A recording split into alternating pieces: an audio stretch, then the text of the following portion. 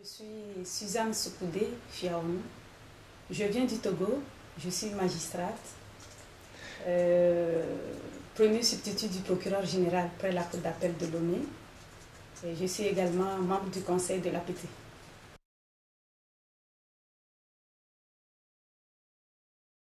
Nous sommes confrontés à la problématique de la torture à deux niveaux. D'abord au niveau de la prévention. À ce niveau, les magistrats manquent de moyens pour effectuer un contrôle effectif sur les lieux de détention, les prisons, les unités de police ou de gendarmerie, et pour donner les instructions nécessaires en ce qui concerne le respect de la dignité humaine, la prohibition de la torture dans tous ces lieux-là.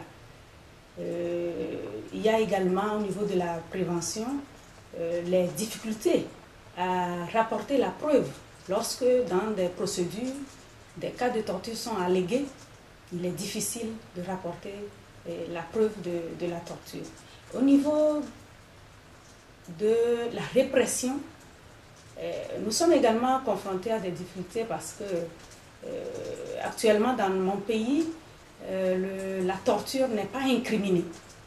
Le processus est en cours pour intégrer dans la législation nationale l'incrimination de la torture. Et au niveau de la répression également, il y a le code pénal qui est en cours et nous espérons que cette incrimination sera prise en compte.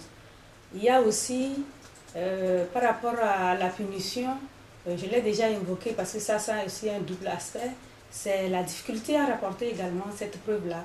Et donc, je crois que le forum qui est ouvert nous permettra de voir dans quelle mesure nous allons trouver des solutions à ces problèmes.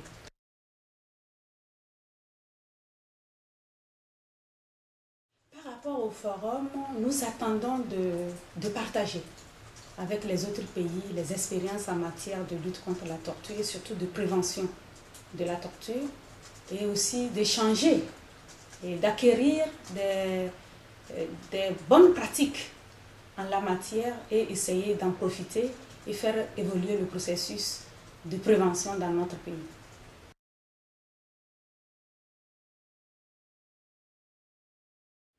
Oui, en tant que vice-présidente du comité de suivi sur l'OPCAT dans mon pays, je pense qu'à mon retour, je vais faire en sorte qu'une réunion soit convoquée et que le comité de suivi se mette encore en travail pour pouvoir avancer, parce qu'actuellement, le mécanisme national de prévention n'est pas encore désigné formellement, et donc c'est à ce niveau que nous allons travailler.